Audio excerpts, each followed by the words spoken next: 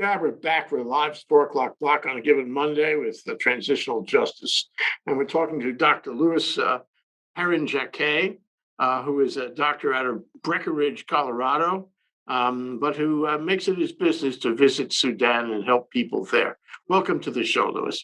Thank you, Jay. So, it's really interesting, and I want to get a sort of a framework of your life so we can understand what motivates you to do this. So you're an MD, and you're a practicing MD, and you deal in lots of sports medicine in the ski area. But on the side, you take a few coins and you go to Africa and you spend time in Sudan. Why do you do? That's like living two lives. It's like schizo. It is pretty dramatically different. Couldn't be hardly. I mean, sometimes I come back and it's just such a contrast. I mean, there's like running water here and indoor toilets and lots of food, and it's no one's bombed me here at all. It's pretty dramatically different. It adds a lot of richness to life to have that. Yeah. You say richness, that's a very interesting word because it's, for the people involved, it ain't rich. But query, what does it do for you? What does it do in terms of understanding humanity, in terms of understanding the world we live in, the whole world? Well, the Nuba people they're human beings. They're as valuable as their lives are as valuable as my life. And I was born in a kind of middle class family in a farm town in Iowa. I had everything I ever needed. I have everything I need now. And I think other people around the world have that same right. Seems I should go help them out. Well, that's nice of you. And as I was saying before the show, you do it for all of us, Louis. You're our agents, our proxies. And that's why we like to talk to you, so to find out what our agents and proxies are doing for us in Sudan. Well, and I don't want to hog all the fun. People can be involved at different levels. Maybe you can't go in person to the Nuba Mountains of Sudan, but there's tons of projects you can support, and it's really fun. Well, we've done, I don't know if you've heard of this group. It's out of Hawaii. It's called Aloha Medical Mission. And they go to Nepal. They go to, the mountain villages in that part of the world. And they help people who have never actually had any medical help at all. And they do these life-changing operations. They're surgeons and some dentistry. They go every year. I don't think they went in COVID, but they go every year with a whole troop of doctors from Hawaii and elsewhere who want to join the trip. And they help people, and they get a tremendous amount of gratification out of it. It's a nonprofit. Yeah. I mean, you come home feeling richer than any material thing is ever going to make you feel. Yeah. So why Sudan? Why the Nuba Mountains in Sudan? I mean, you had the whole world to pick from. Lord knows there's plenty of stuff that you could do that needs to be done, but why the Nuba Mountains? I mean, I've kind of over my career always looked for places of greater need that could still meet the scale of what I can do. And I've worked in Nepal actually a dozen times there. It's a really wonderful, interesting place. I've been to Honduras 20 times. That I got kind of chased out of because of cocaine traffic. It's just too dangerous. I mean, it's safer in Sudan than it is in Honduras right now. Wow. And sub-Saharan Africa is really poor. I mean, the Nuba Mountains really is poor. I mean, they have essentially hardly any cash economy. Because of 30 years of civil war, there's very little access from the outer world. And even humanitarian agencies have been blocked. And so it just meets a huge need. And I'm able to be, as a kind of a tiny nonprofit, I'm nimble enough that I can go in and smuggle drugs in through another war zone of South Sudan. Which isn't as easy as it sounds. I'm sure, and risky. Yeah. So, what's your schedule like? I mean, if you're skiing in the winter, that means you're going in the summer, Well, more the shoulder seasons in the spring and the fall. Mm-hmm. Okay. Um, And what do you do when you get there? Do you have a regular place you visit, a regular, supporting staff that you rely on, regular officials that you deal with? I coordinate with several different organizations. I've worked with Doctors Without Borders. Um, Samaritan's Purse is a faith-based organization that has a lot of programs there, and they help a lot. There's another nonprofit called Sudan Relief Fund, and they have long-term staff. A couple just kind of fixers I've met along the way that can smuggle things and take care of fees that need to be paid along borders.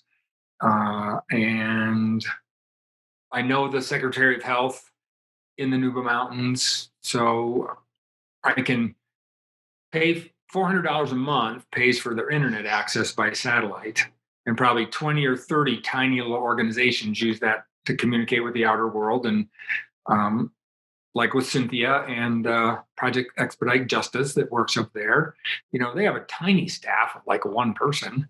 And there's no way they could support internet for them, but this one internet outlet through the um, Secretary of Health provides internet connection to all these other organizations. So an hour a day or several hours a week, I can be in communication with the Secretary of Health, see what his greatest needs are for medication to support 30 little clinics up there and two kind of like hospitals. And then I can launder money through these other organizations to buy supplies in Nairobi and then transport them into and through South Sudan, and then coordinate with the Sudanese People's Liberation Army of the North, which is the kind of really functioning governing body there, to shepherd those supplies up to the Secretary of Health and into these small clinics. Is it high up in the mountains? Is it high altitude? No, it's as you can see from the map, the Nuba Mountains aren't really listed there, but it's just north of the north-south border. So it's in that transition area between the swamp, which essentially all of South Sudan is a swamp. The Sud is the world's largest swamp. And then it gets arid in the north, in the Sahara Desert. And they're just kind of these rock outcropping in some otherwise really quite fertile valleys. And before the war, and maybe because that's part of what the war was over, is they have a surplus of grain. Oh. So they can export grain, and it's just very undeveloped. Like there's not an inch of paved road there. There's really kind of hardly any improved roads in the whole Nuba Mountains, which is an area about the size of Iowa. Wow. How far is it from Cairo? Well, it would be 1,000 miles maybe from Cairo. The capital of the north, Khartoum, there is some pavement in the direction of the Nuba Mountains, and then at least an improved road. So this is where like judicial programs like Project Expedite Justice that are trying to work through these peace agreements would allow humanitarian aid to come in through Khartoum. That I could drive in like a day, versus we have to pay a lot of money for a cargo plane to fly over the swamp and then go over these really awful roads from the south to get supplies into that area. And so it's all connected. Even when there are humanitarian agencies like mine that want to get things in there, it's really difficult if the main government of the north is blockading that humanitarian aid. Oh gosh, terrible. So do you go alone or with a group of people? Usually by myself, maybe one person from the Sudan Relief Fund, that's their operations officer. Cynthia Tai has gone with me before from the Project Expedite Justice. And it's kind of, you got to be bold to go into that area where there are no roads. There's had been aerial bombardment until about 2 years ago. So what are the risks for you? I mean, is it possible that you would be, robbed, mugged, what have you, You know, accosted? Is it, and how about the health for you? well, I mean, there's your basic tropical diseases of malaria and schistosomiasis and all these exotic things most people haven't heard about. There's some risk of that. The petty crime, not so much, because I'm escorted in by the Sudanese People's Liberation Army, which Mm. is a very united group in that area, actually. Luckily, they're fairly uniform ethnically, and they've been suppressed so brutally by the government in the north. It's really unified the families and otherwise tiny clans behind a very charismatic and well-educated and well-spoke chairman. Um, Abdulaziz is just a wonderful guy. He's like 2 months older than I am. He was educated in Iowa, at Iowa State. He has Can't good be all reading bad. knowledge. Yeah. He came to the United States as part of the Lost Boys program, and he's gone back to Sudan because he's committed to his people.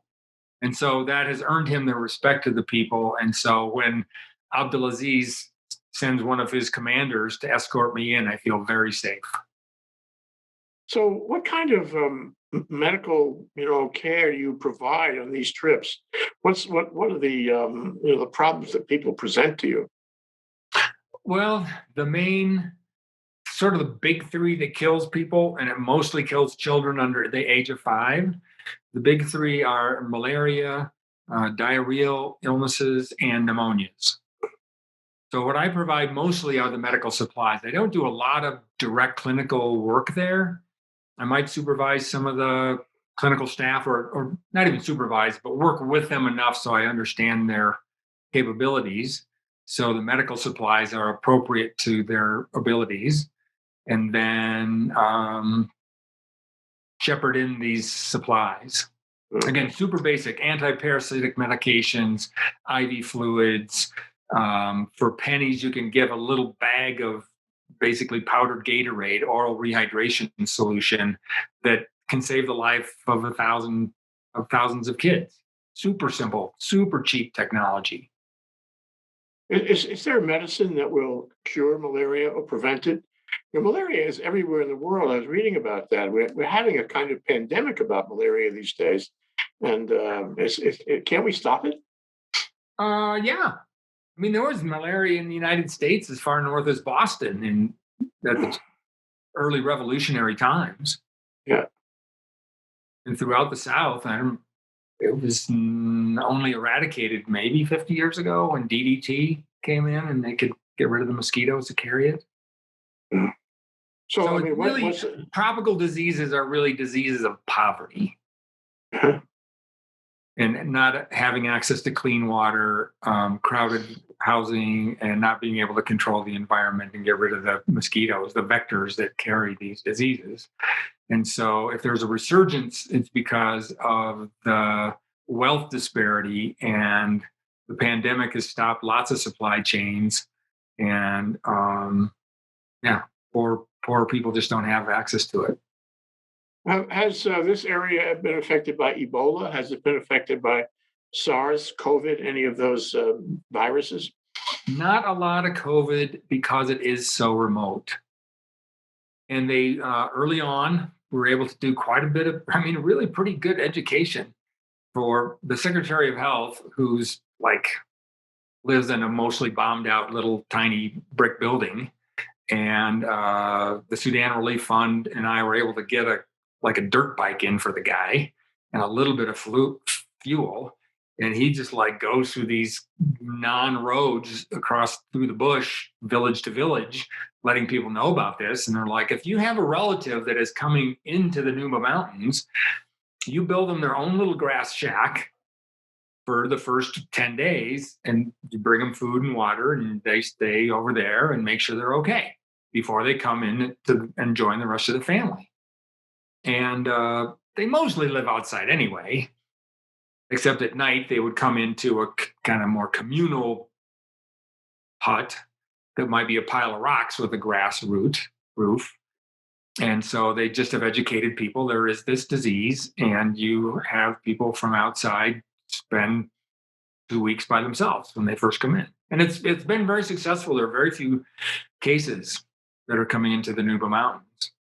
Great. So how long do you stay when you go? 2 weeks kind of at a minimum. I think the longest trip was 6 weeks. Yeah. And so, you mentioned there was a fertile valley nearby, I guess, and it was possible to do agriculture, I guess. And the rainfall sounds like it would support agriculture, I guess.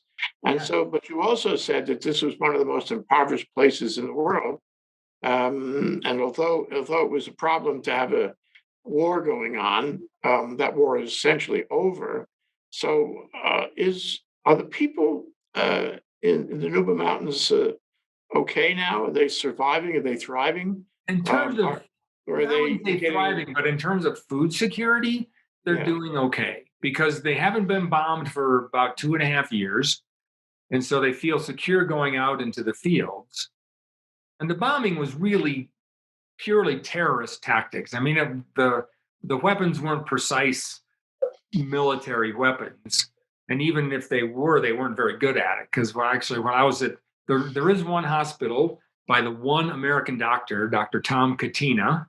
He's really a hero. If anybody listening wants to look up something about what's going on there, Is he full time in that hospital? he is full time. When war broke out, the nonprofit that was supporting him tried to pull him out. They really almost tried to force him to leave. And he said, no, I mean, these people's lives, if I leave, people are going to die. And their lives are as important as my life. Even if I saved mine, others would die. And he wasn't willing to make that trade. Wonderful guy. There's a well-made documentary called The Heart of Nuba, available wherever you download your movies. Oh, that's great. Yeah, glad. Thank you for So mentioning. I help support him a little bit. He's the one doctor for about 1 million people. And so, I mean, they've gone back to the fields, and they are, I think, pretty self-sufficient in food right now. But that's kind of it. They can't develop their economy. They can't, there's no cash economy. They can't buy medicines. Their schools have been, many of them, physically destroyed by bombing. 11, kids that were born 11 years ago at the start of this most recent war have hardly had any opportunities for education. So that's where the rest of the world really has to step up kind of pretty quickly to help that generation get some education so they could participate in this new opportunity for democracy. So how is it these days? I mean, they had a war. As you say, it wrecked their governmental institutions and their economy, and for that matter, it must have had an effect on their social structure, and it left them, in a state. So query, how are they doing to rebuild and have an economy, and what nations are supporting them in that effort? Well, that's where, again, organizations like Project Expedite Justice come in, because it really, I mean, they haven't been actively trying to kill them. They haven't been dropping bombs, but there's still a blockade of humanitarian aid, and there's no free trade with the outer world. And the only road that's kind of open is down into South Sudan. It's in the middle of its own civil war, and that road ends in a swamp. I mean, literally, not metaphorically, but literally, the road that's just a dirt path ends in a swamp. So they really can't move ahead very much, even though, yes, it's great to not be bombed. They need to really get That's quotable, actually, Lewis. It's great. It's like the Mel Brooks statement. It's great to be king. It's also great to be not bombed. It's so great not to be bombed. Yeah. Because I was there actually when the hospital was bombed. There are 2 days in a row that the hospital was bombed. None of the bombs actually hit the building. But I got to tell you, it scares the bejesus out of you when fighter jets are going over and Antonov bombers are going over and bombs are going on around. And so people don't want to go out to their fields. They don't want to come to the hospital. And so, yeah, there's a long ways between not being bombed and a fully functioning comprehensive peace agreement that allows free trade and humanitarian access and development of your resources. So where's all this going? I mean, it sounds really awful. I believe there are other places in Africa that are also awful. Yeah. It requires outside help. It requires the United Nations and countries, from Europe and from the U.S., of course, to come and stabilize things. It requires people like you. I think you're in the most effective group of people who actually go and do stuff. If we had a Peace Corps, it'd be a good place for the Peace Corps. Yeah. It'd be interesting and exciting and so educational. But where's it all going, Louis? I mean, you've been there on a regular basis, so you connect the dots. Where are the dots going? I'm able to maintain optimism even though it's really, really slow. I do believe that democracy is a great system that is going to win out. The women being involved in the revolution in the North. Almost 3 years ago, the price of bread was so high, the mothers and sisters and aunties went to the street and overthrew the government. I mean, it's really an inspiring story. And they're in a transitional government now. It's supposed to be 3 years of the military and then 3 years of a civilian government, and then they're going to have an election. And I'm a little nervous that the military isn't going to, at the end of those 3 years, they might say, as you did, it's kind of great to be king. They may not really want to follow that agreement very closely. Well, we've seen how complicated transfers of power can be. They can be very complicated. And so, but it's one step forward. I mean, there may be 2 or 3 steps forward and 1 or 2 steps back, but it's just radical Islam it's just not a sustainable, it just can't be. Or radical, violent Christianity, in Sri Lanka, there's violent Buddhism, which you're like, what? How's it possible? So these violent distortions of religious principles are just not sustainable. They just plain burn themselves out because you can't have that. It just doesn't work. And then eventually, I really think positivity wins just because it works better. Knock wood on that. Yeah.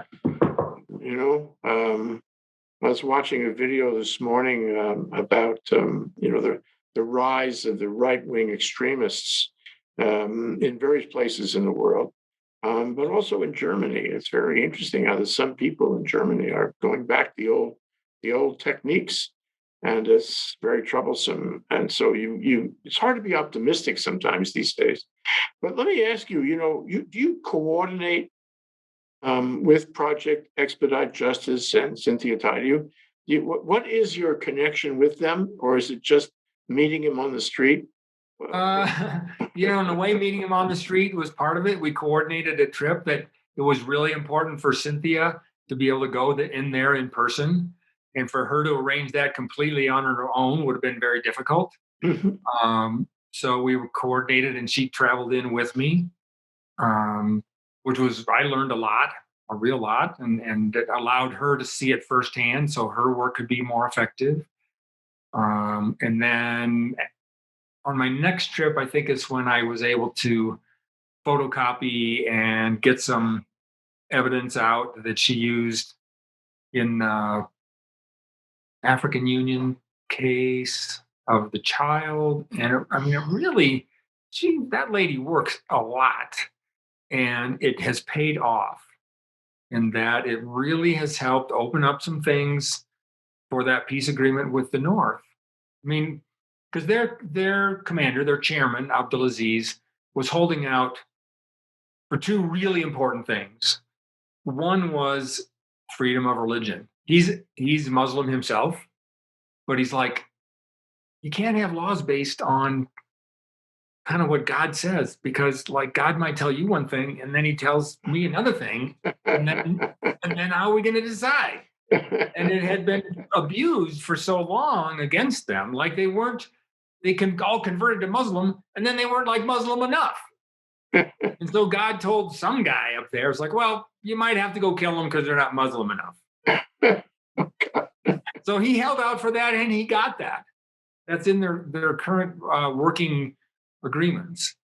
And the second thing was that they had to be able to integrate the two militaries, and that the military of the Nuba Mountains was not going to just disarm themselves and allow the army of the North to be in charge, because that's also been used to kill them a bunch of times. And they're like, we got to work out those details.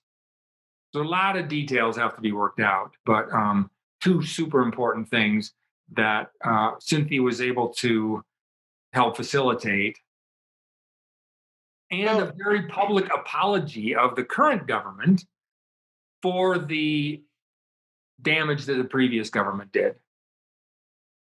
And I think that's a truth commission too, isn't it? Find out what really happened, because sometimes you see chaos all around. You see people getting killed and bombed and what have you, and nobody knows what really happened because the media is not there. And it's only the people on the ground, and it's retrospective. You have to look back, talk to people, figure out what really happened, and then hold them accountable if appropriate, and avoid that happening again in the future. So I understand that's happening in Sudan. Do you see indications that that's happening? Well, there's a guy, Ryan Boyette, who had an organization, a civilian kind of organization called Nuba Reports, that he provided them with a little bit of training and some cameras and video equipment. And they documented pretty thoroughly what was going on up there in real time. I mean, it's hard to get that in the major networks, but at least it's a historical document that's really kind of pretty impossible to refute. Very important. So, I was telling you about, Aloha Medical Mission, and they go to Nepal, and when they arrive, there's a parade for them. And the people, as a community and individually, are so completely and totally appreciative of their visit and the medical services they provide. And I just wonder, how it is for you, with the people. Are they completely, appreciative? They must be somewhat appreciative because you keep going back. But what are they like in the face of all this violence? As an individual, if you had a life filled with this kind of violence, you would be depressed, for goodness. Aside from medical issues, you'd really be, in a bad mood. And I wonder how that visits itself, in your engagement with them. I mean, they're remarkably resilient people. I mean, you're right. It's amazing how much they have suffered, and still they go forward. They're given any resource at all.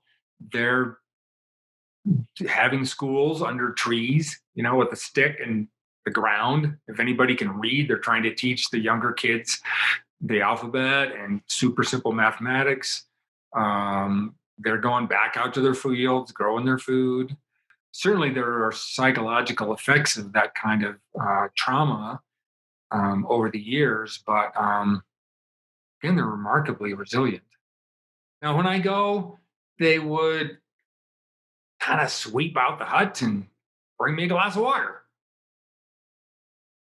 Okay, that's a lot. But it's all they got. They would share. They would share some of their sorghum and kind of boil up some leaves on stuff for me, and maybe a little dance. Sometimes, I mean, they don't really have musical instruments just because they kind of don't have anything. I'm vegetarian myself, but I kind of feel bad. But there might be a goat that gives its life for a feast that everybody else enjoys. So I don't try to stop it. That's their culture, and that's their opportunity to have like a big feast. And so, they do what they can with what they have. What keeps them there, Louis? I mean, for example, we've been hearing for the past, 5 or more than that, 10 years about, people in Africa whose communities have have crashed. And they head north. They head north even through the Sahara. They head north to, the North Africa. They head across the Mediterranean at great risk. They head into Europe and wind up in these camps. And I mean, it's a real problem with these human migration. And some say it's because of climate change, but I think it's more than that. And they can't stay where their families have been for the last X thousands of years. Do you find that in the Nuba Mountains? I think there's some out migration probably of the young men that can leave. Probably some do, and they try to find a place to make some income to send back. But again, it's so cut out from the outside world. To go to the south, it's just like physically impenetrable. And to go through the north, where they've been enslaved and abused for generations, it's just pretty tough to think about. So if you had your druthers, seeing what you've seen, working with Project Expedite Justice, seeing and hearing about atrocities, war crimes, and the like, the whole package. And if you had the power to do something with money or call it state resources, United Nations resources, what have you, what would you do for Sudan, for the Nuba Mountains, North Sudan, South Sudan, the country? Well, supporting the transitional government in the north to make it a true nonviolent transition to a fully civilian government. That would be a really big thing. A secular state um, that was free democracy, free elections, and then some more reasonable distribution of wealth. Because there are resources in those areas. There is some oil, there's gold resources that could be developed. I think, like most of the whole world's gum arabic, kind of a random thing, but it's used in a lot of foods. If you ever look at the labels, that comes from the northern part of the Nuba Mountains. And there's a lot of resources developed there. It just has to be shared back with the rest of the people and not this tiny group of elite corrupt dictators that have taken all the money out.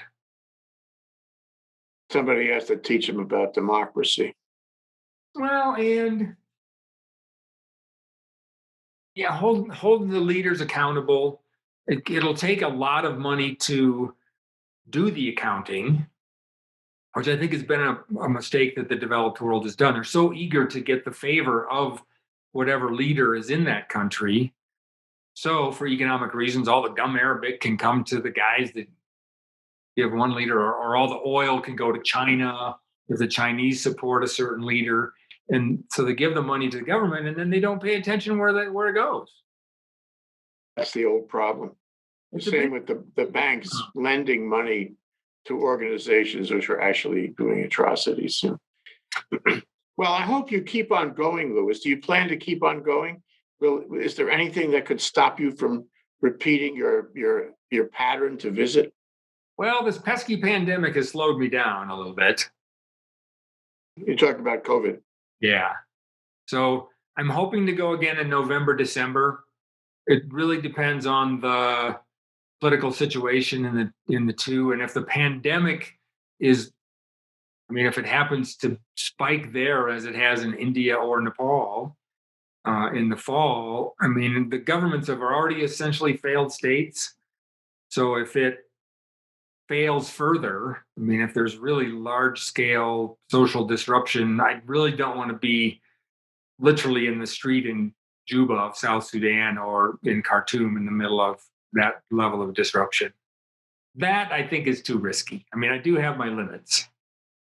Yeah, well, clearly travel is broadening. You have a different view of the world when you do what you've been doing. Louis, it's so nice to talk to you. I really appreciate the discussion and the work you do and the support you give to Project Expedite Justice as well. Yeah, and thank Cynthia for organizing this talk. Yeah, let's both thank her for that. We will. And anybody Okay. listening that wants to make themselves happier, give some money away. There's a lot of research on that. As a doctor, I can recommend it. Thank you, Louis. Louis Perrinjaquet, thanks for coming around. We really appreciate the discussion and the work you do. Aloha. Enjoy your evening. Aloha.